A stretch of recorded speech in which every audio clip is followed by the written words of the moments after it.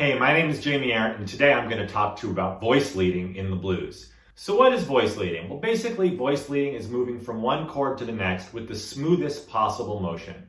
Instead of jumping all around the neck from one chord to the next, finding ways to get from, in this case, the 1 chord to the 4 chord or the 5 chord of the blues without having to move around the neck. So we're going to be thinking about chords that are nearby or notes that are nearby one another to help us do that. And this can be helpful in both your comping or your rhythm playing and your lead playing, your improvising. So let's look at a 12-bar blues in the key of A. So in this key, our 1 chord is A7, and our chord tones, the notes that make up that chord, are A, which is the root, C sharp, the 3rd, E, the 5th, and G, the flatted 7th.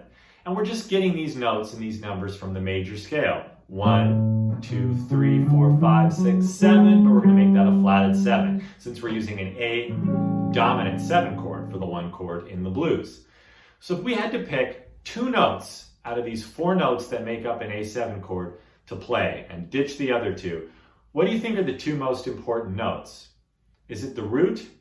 No, it's not the root, because we're going to assume the bass player in the band is going to be playing the root. So we don't need to worry about the root. So what about the 5th? It's not the 5th either, because the 5th doesn't define a chord. The 5th, in this case E, is the same, whether it's a major or a minor. So we're going to ditch the 5th for now. So our 2 most important notes are the 3rd and the flatted 7th. And here's why. The 3rd defines whether the chord is major or minor. Major 3rd, minor 3rd. And the 7th defines whether the chord is a major 7 or a dominant 7. So the 3rd and 7th are going to be our most important notes. So we're going to find our 3rd and 7th, this little 2-note cluster, a G natural for the flatted 7 and a C sharp for the 3rd. So that's our 1 chord in the blues. So if we want to go to the 4 chord, instead of moving all the way up here, all we have to do is actually move down a half step. The flatted 7th and 3rd of our 1 chord, when moved down a half step, become the 3rd and flatted 7th of our 4 chord. In this case, our 4 chord is D7, meaning the 3rd is F sharp, and the flatted 7th is C natural. So by moving down 1 half step or 1 fret on the guitar, we've gone from an A7 to a D7, and the flat 7 and 3 of A7 become the 3 and flat 7 of D7. So you can just move between these 2 chords. And even without the bass or the 5th, you can hear how smooth that is, and you can hear those changes. So then we want to go to the 5 chord in the blues, right? Well, the 5 chord is just up a half step from the 1 chord. So we're going from the flatted 7th and the 3rd of A7, G and C sharp, and all of a sudden by going up a half step, we have the 3rd and flatted 7th of E7, which is a G sharp and a D. So you can actually comp through an entire 12-bar blues by really just moving up and down 3 frets. So I'm going to play through the whole 12-bar blues with just these voicings. And listen, you'll be able to hear all the blues changes even without the root in there. 1, 2, 3, 4. There's the 4 chord, 1 chord, 4 chord, 1 chord, 5 chord, 4 chord, 1 chord. 5 chord, now we're back at the top. So that's a really helpful way to get around smoothly. But we want to make our chords a little more interesting. So basically we're going to think of this as kind of being an anchor, and we're going to build on top of the chord. So let's add the 5th. So if we add the 5th, we can then move to D9 and keep that E as a common tone.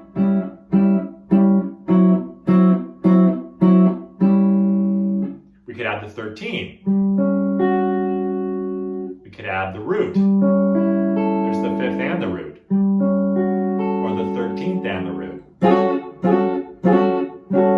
We could add the 9th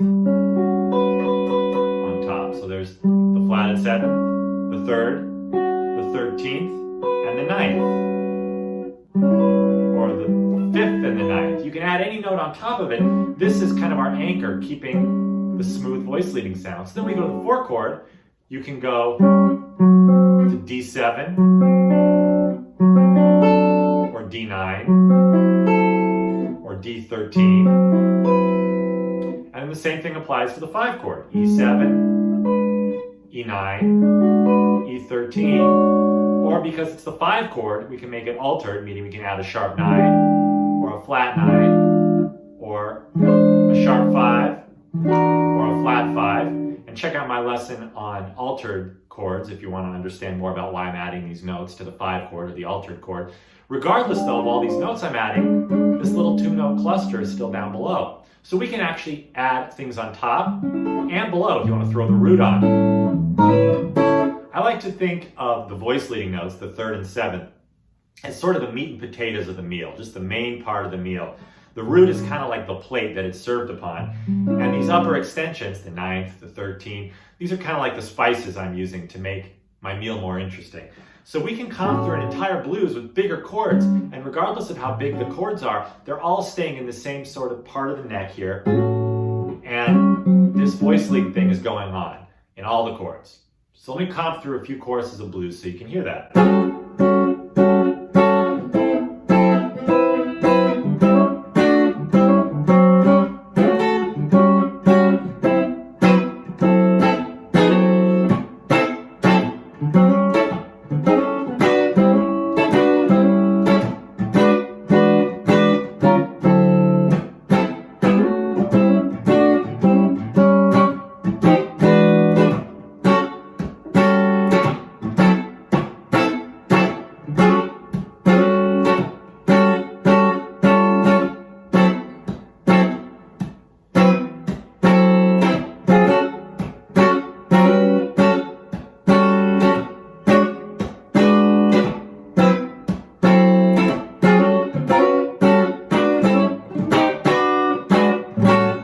So throughout all those choruses of blues, this was happening in every chord. Maybe I was embellishing a little bit, but this was kind of anchoring every chord.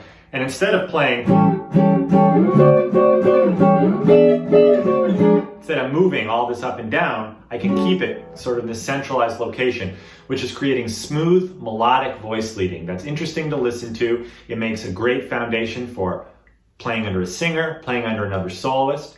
And what's really cool is if you take the flatted 7th and the 3 of the A7 and move it up to the 11th and 12th fret, those notes invert and you have the 3rd and flatted 7th of A7 here, meaning all the notes of this A7 chord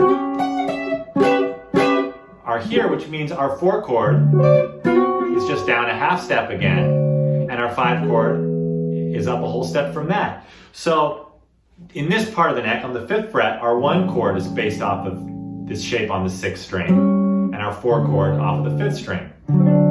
But if we take this and move it up here, everything just inverts. So there's the flatted 7 and the 3, and if we move it, it moves to the 3 and the flatted 7. So here's G and C sharp, this is our 1 chord, and if we move it to the 11th and 12th fret, it's C sharp and G. Same 2 notes, just flipped, meaning the 4 chord is just down a half step. There's C and F sharp, the flatted 7 and the 3. So remember down here we have the 3 and the flatted 7.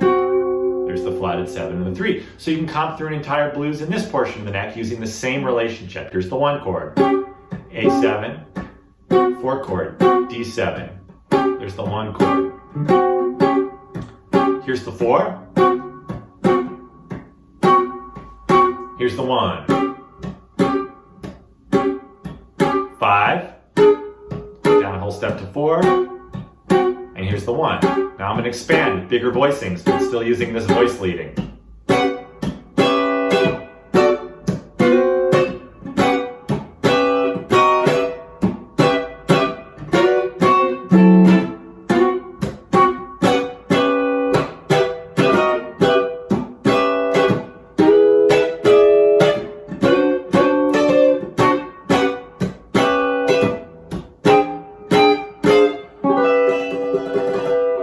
So experiment with basing your chords off of the 3rd and 7th and going from one chord to the next in this way, and you'll really create smooth motion between each chord so it won't sound as disjointed. You can also apply this to your lead playing.